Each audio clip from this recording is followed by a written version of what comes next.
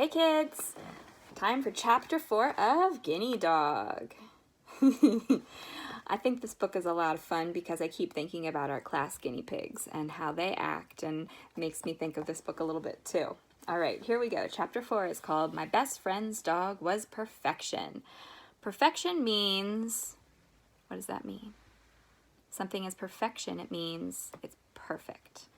Alright, let's keep on reading. He was a black lab, tall, sleek, fast, strong, and beautiful. Buddy did all the cool dog things. He heeled, spoke, rolled over, played dead, ran alongside Murphy's bike, caught things in midair, and lots more. He was the best dog in Rustbury. Everybody in town loved Buddy.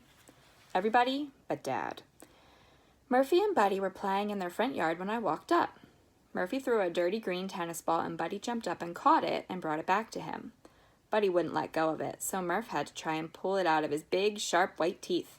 Buddy was snarling. His lips were curled up and you could see his gums. What a dog. Murph was so lucky. And then there was me. My plan was to keep Fido a secret, even from Murph. It wouldn't be easy, but hopefully she'd keep screeching and Dad would take her back. Problem over. So I would have to keep the secret for only a little while. "Hey, Smurf," I said. Smurf was Murph's nickname when he was little. He doesn't want to be called it anymore, but he lets me because we go way back, and because I'd promised I'd never say it when there was anyone else around. "Sup, Roof," he said, and let go of the ball. But he dropped it and galloped away with his tongue hanging out. I was so jealous. "Nothin'," I said with a shrug. "Sup with you?" He shrugged. We shrugged a lot lately. "I guess AG's sick." AG was Murph's little sister. She was 6, and there was always something wrong with her. She got hurt a lot and got sick even more. Even when she wasn't hurt or sick, something was always bothering her. Like, she was always itchy or hot or achy, or something was in her eye, or she was freaked out by something like an ant. Okay, I didn't have a dog, but at least I didn't have a sister. Having a sister really isn't that bad, boys and girls. "So she's not coming with us?" "Well, she's staying home." We both smiled and said, "Sweet," at the same time. Then we said, "Jinx," at the same time. Then we said, "Idaho Jinx," which made us even. "Did you hear about the poisonous ducks at the lake?" Murph asked. This was pretty classic Murph. Murph liked fooling around. "Nope," I said, playing along. "I didn't hear about that, Smurf." "Really? Everybody's talking about it." "So these ducks are poisonous, huh?" "Totally." You had to be careful with Murph. Sometimes when he said weird stuff like this, he was actually telling the truth. He definitely liked to mess around. Test you. See if he could possibly fool you. Once he swore that polar bears had black skin and see-through fur. Translucent fur is what he actually said. He had a pretty amazing vocab, which is actually both cool and uncool. I didn't believe him, so he showed me a bunch of animal websites that said that polar bears are black with translucent fur. He even showed me a book that said it. So I had to be careful. Poisonous ducks sounded pretty crazy, but so did black polar bears. Face it, the world's full of crazy stuff. It's actually true about the polar bears. Their black skin helps keep them warmer in the cold area that they live. So, fun fact. So I had to be careful. Poisonous ducks sounded pretty crazy, but so did polar bears. Face it, the world's full of crazy stuff. "So how do these poisonous ducks, administer their venom?" he asked. There was that vocab again. "Right," I said. "Well, via their feathers." "They run around stabbing people with their feathers?"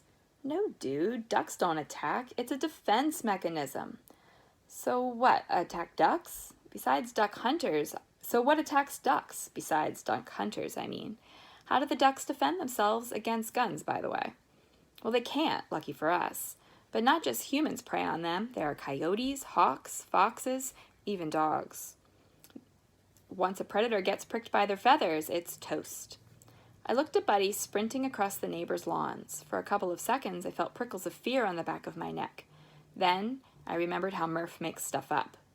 "I've been keeping Buddy away from the lakes till Parks and Rec guy takes care of the problem," he said. "Well, what will they do?" "Capture and destroy." "Well, that's harsh."